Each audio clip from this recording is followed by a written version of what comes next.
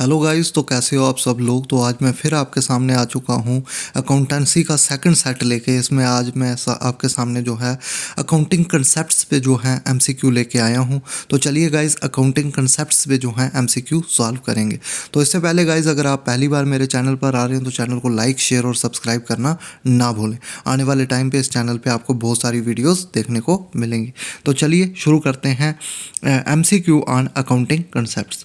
तो first MCQ आपकी screen पे आ चुका है गाइस। इसका आप आंसर दें कि dash dash of accounting are like the foundation pillars on which the structure of accounting is based. तो आप बताएं कि क्या इसको बेसिक असम्पशन बोलते हैं, बेसिक प्रिंसिपल्स बोलते हैं, बेसिक कंसेप्ट बोलते हैं या नन ऑफ दिस। तो गाइस मैं आपको बता दूं कि जो अकाउंटिंग जो है are like the foundation pillars on which the structure of accounting is based. तो इसका आंसर आएगा बेसिक असम्पशन गाइस। तो ये आप समझ लें कि बेसिक अजम्पशन जो अकाउंटिंग की होती हैं वो होती हैं foundation pillars of the accounting on which the structure of accounting is based. तो आई होप आपको ये एमसीक्यू समझ आया होगा। नेक्स्ट एमसीक्यू की तरफ अगर चलें तो नेक्स्ट एमसीक्यू आपकी स्क्रीन पे आ चुका है कि stock in trade are recorded at cost price और market price whichever is less it is based on which principle guys. तो सेकंड एमसीक्यू की तरफ अगर हम देखें गाइस तो इसका आंसर है हिस्टोरिकल कास्ट नहीं है, बिजनेस एंटाइटी भी नहीं है, कास्ट बेनिफिट भी नहीं है। इसका सही आंसर है प्रूडेंस। और प्रूडेंस का दूसरा नाम है कंजर्वेटिज्म प्रिंसिपल। और गाइज ये कहता है कि do not anticipate profit but provide for all losses. तो ये आपने कंसेप्ट पढ़ा होगा, प्रूडेंस कंसेप्ट। इसका दूसरा नाम है कंजर्वेटिज्म प्रिंसिपल। तो आई होप आपको जो है चीज़ें समझ आ रही होंगी। नेक्स्ट एमसीक्यू की तरफ अगर हम चलें गाइस तो नेक्स्ट एमसीक्यू आपकी स्क्रीन पे आ चुका है। When the information about two different enterprises have been presented in a similar manner, the information exhibits the characteristics of। तो गाइस बताएं कि क्या इसका आंसर वेरीफाइबिलिटी आएगा, रेलिवेंस आएगा, रेलिएबिलिटी आएगा या फिर नन ऑफ द दीज आएगा। तो गाइज इसका मैं अगर आपको आंसर बता दूं तो इसका आंसर आएगा वेरीफाइबिलिटी। तो मैंने आपको पहले लेक्चर में भी बताया था कि क्वालिटेटिव कैरेक्टरिस्टिक्स को आप अच्छे से समझ लें क्योंकि इसमें से क्वेश्चन आने के बहुत ज़्यादा चांसेस हैं।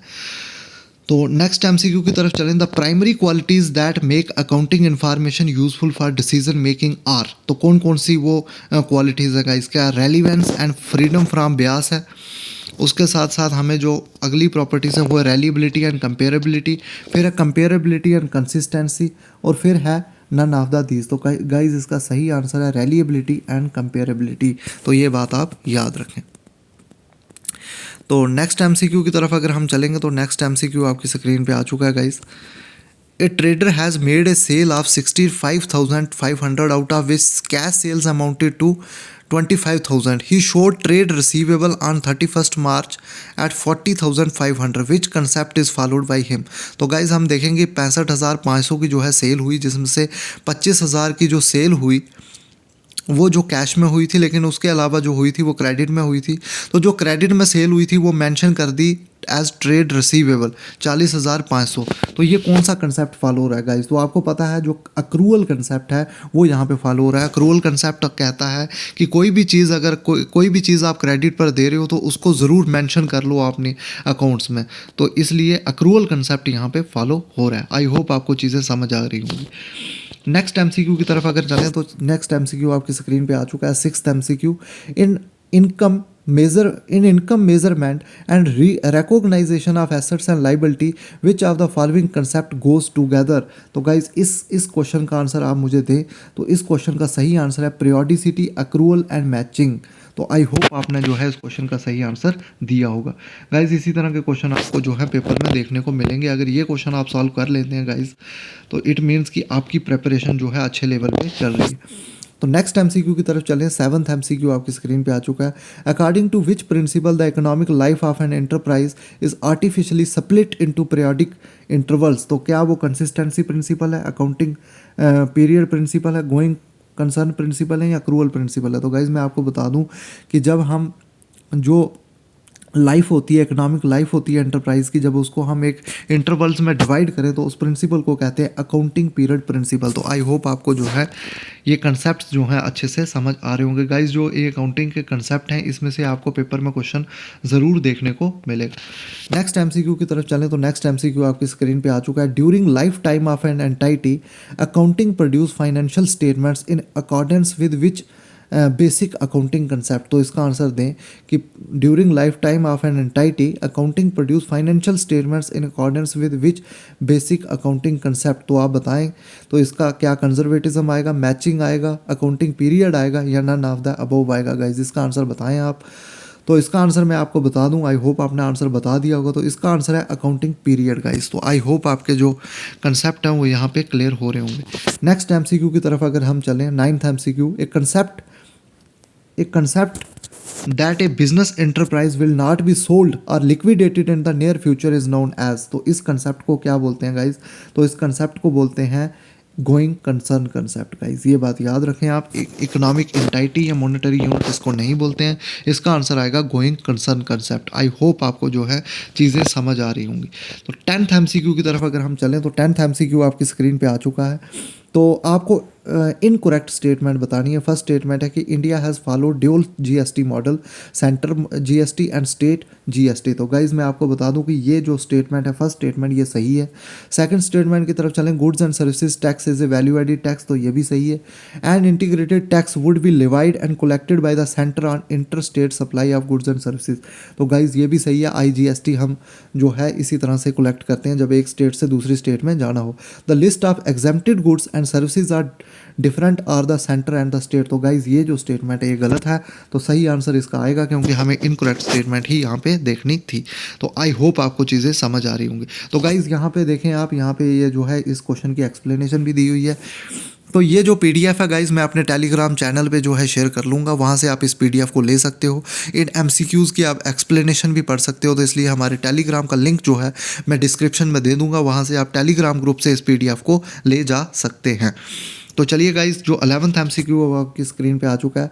What is the number of categories of GST for accounting purpose. तो अकाउंटिंग पर्पस के लिए कितना जीएसटी, कितने कैटेगरीज में जीएसटी को गाइज डिवाइड किया हुआ है। तो आप ये बताएं अकाउंटिंग पर्पस के लिए 5, 7, 6 या 4। तो गाइज इसका आंसर सही है 6। तो 6 इसका सही आंसर है। 6 कैटेगरीज में जीएसटी को डिवाइड किया हुआ है।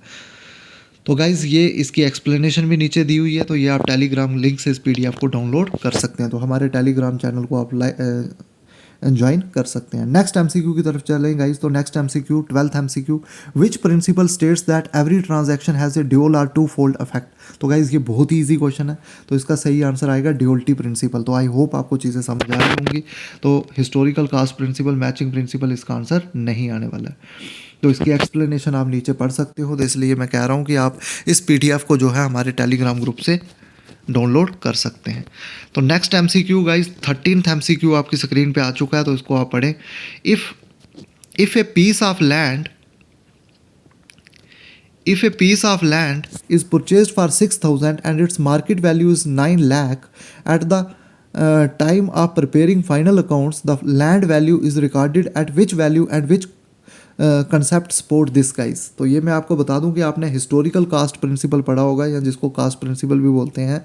उसमें ये कहा था कि जो भी फिक्स एसेट होंगे उनको जो है हम बुक्स ऑफ अकाउंट में रिकॉर्ड करेंगे कास्ट पे। तो कास्ट जो भी उसकी होगी, कास्ट प्राइस पे उसको जो है बुक्स ऑफ अकाउंट में नोट किया जाएगा। तो गाइज इसीलिए जो हमारा हिस्टोरिकल कास्ट कंसेप्ट है वो बोलता है कि जब भी हम किसी फिक्स एसेट को परचेज करेंगे तो उसको हम कास्ट प्राइस पे ही जो है अपने बुक्स ऑफ अकाउंट में लिखेंगे। तो इसका सही आंसर आएगा ए पार्ट 6 लाख, जो कि 6 लाख यहाँ पे कास्ट प्राइस है और हिस्टोरिकल कंसेप्ट यहाँ पे यूज़ हो रहा है। तो आई होप आपको ये एमसीक्यू जो है अच्छे से समझ आया होगा।